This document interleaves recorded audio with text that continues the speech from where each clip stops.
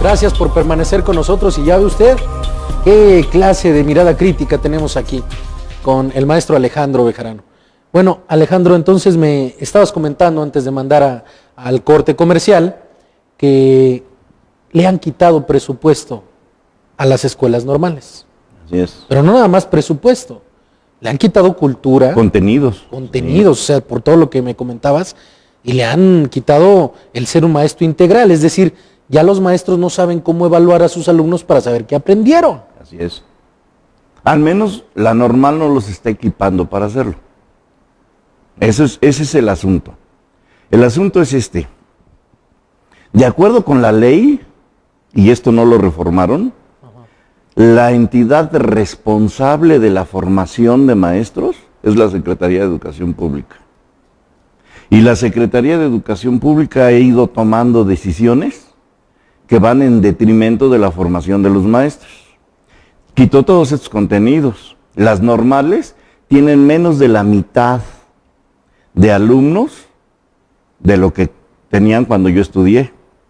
Y recientemente en la jornada leí un reportaje sobre la normal superior en septiembre, que recibieron menos de la mitad, no, un poquito más de la mitad de solicitudes de la capacidad que tenían para atender, pero solo recibieron la mitad. No me acuerdo de los números exactos, pero supongamos, tenían capacidad para recibir en la normal superior, sí, tenían capacidad para recibir 1000 alumnos, y recibieron 500. Nada más recibieron 600 solicitudes, y de esos nada más aceptaron a 300. ¿Cómo? Algo así fue. Sí. Entonces, bueno, ¿de qué se trata? Entonces, le han quitado contenidos a la educación formadora de maestros. Pero le dieron un título, ¿no? Claro, y le aumentaron el nivel, porque antes nomás éramos maestros sin maestría. Ajá. El título decía profesor de educación primaria. Y lo valían como preparatoria. Ese era el valor que tenían, nos lo valían como preparatoria. Bien, lo aumentaron a licenciatura.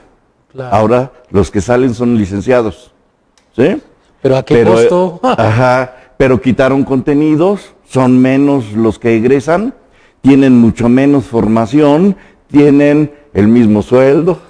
Sí, porque ya son licenciados, debieran de haber pagado más. Claro. No, el sueldo es miserable. ¿Sí? Y todo esto a lo largo de 32 años. Porque ahorita ya maduró el plan para entonces decir que los maestros somos culpables del desastre educativo.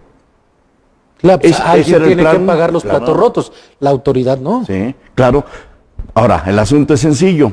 Los maestros no tomamos las decisiones. No. Las decisiones, bueno, ni las autoridades, vamos siendo ciertos. Las decisiones las toman fuera de México. Ah, bueno, la Comisión Trilateral, el Banco Mundial. Y la OCDE. Así es. ¿Sí? El secretario de Educación no es más que un empleado de la OCDE, él hace lo que le digan. Así que las decisiones, ya ni siquiera tengo el gusto de echarle la culpa a las autoridades, porque ya ni siquiera las toman ellos. Ya las decisiones vienen tomadas, y esto se tiene que implementar así. Y ahorita, los villanos favoritos del pueblo de México somos los maestros. No, es que el nivel de cultura que ha tenido nuestra sociedad, si hacemos un análisis de la política educativa, se han cortado procesos interesantes en el transcurso de los años. Uh-huh. Y cuando nos damos cuenta que quitan en la primaria la ética, la historia, algunas partes de la historia, vemos cómo aquellos niños que empezaron ya sin la ética y sin gran parte de la historia, ya empieza a cambiar nuestra sociedad. Claro, y tenemos coques Ajá. que no se saben el himno nacional. Claro. ¿Verdad? Así de sencillo. Sí, sí, sí. Y sí se han de saber el gringo. Pero hay más violencia, ¿no? Claro, hay más todo, porque todo esto no es privativo de la educación. Claro. ¿Sí?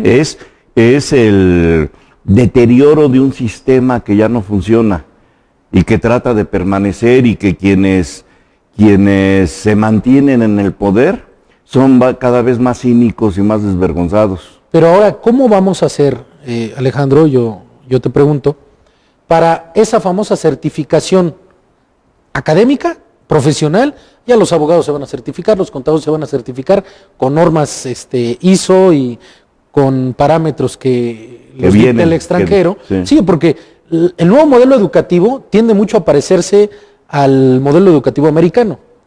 Antes salía una persona de la licenciatura en la Universidad Nacional, por poner solo una verbigracia, salía una persona de la universidad, podía pasar 3, 4, 5 años en no titularse y podía regresar y titularse sin ningún problema. Ahora ya no es así. Ahora, si deja pasar cierto tiempo, tiene que volver a las aulas nuevamente a tomar clases para poder titularse. Es decir, ya los conocimientos que tiene no le van a ser valideros en unos años más. Entonces, estamos en un modelo educativo en el cual tiene que haber eficiencia terminal, se tienen que titular prácticamente en un año o 2 años saliendo de la universidad y se tienen que certificar. Pero ¿de qué manera van a certificar a estos profesores?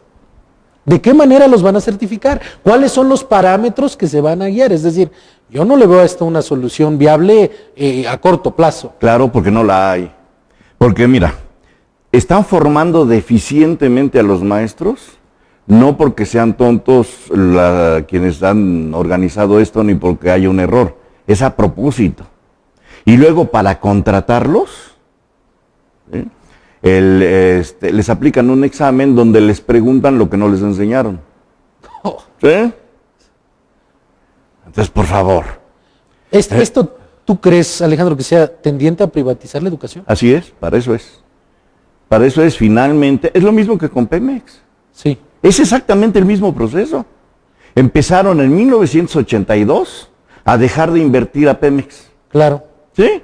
A dejar de invertir a Pemex para salirnos ahora con el cuento de que necesitamos la inversión de los empresarios extranjeros.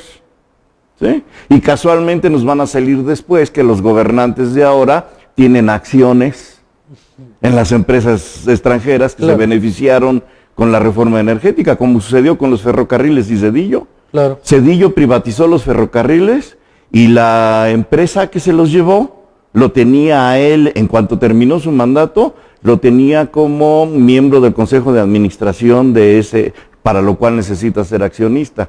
Y eso es delito. Claro. Pero bueno, Zedillo es de los intocables, ¿no? Claro. Toda esta élite de gobernantes, empresarios, toda la pus de la corrupción, son intocables. Pueden hacer lo que quieran, ellos pueden hacer lo que quieran. Si un niño de la calle se roba unos tenis, lo meten 3 años a la cárcel. ¿Sí? Sí, sí, sí. Pero que esto que hizo Zedillo era delito. Sí, lo que hizo Manlio Fabio Beltrones con el asesino de Colosio es múltiple delito. Secuestró al asesino, se lo llevó y trajo otro. Nos estamos diciendo un poco del tema de la educación. Tiene que ver con lo que está sucediendo, pero sin embargo, es un proceso privatizador. Es un proceso privatizador. La evaluación es para correr a los profesores. Así es. No a los malos, a los incómodos.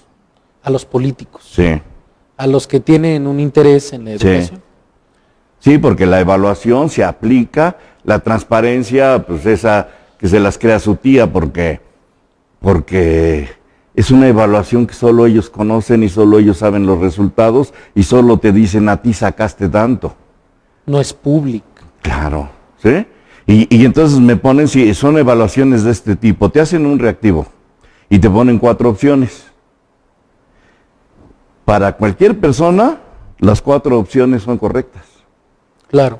Para ellos, los que la diseñaron, dicen sí, así es, pero esta es correcta, pero vale 5. Esta también es correcta, pero vale 4. Esta también es correcta, pero vale 3. ¿Y dónde están esos criterios? ¿Quién los tiene? ¿Quién los supo? ¿Y cómo puedo yo objetar el resultado? Entonces es una selección discrecional completamente. Así es. Es todo simulación y farsa. ¿Sí?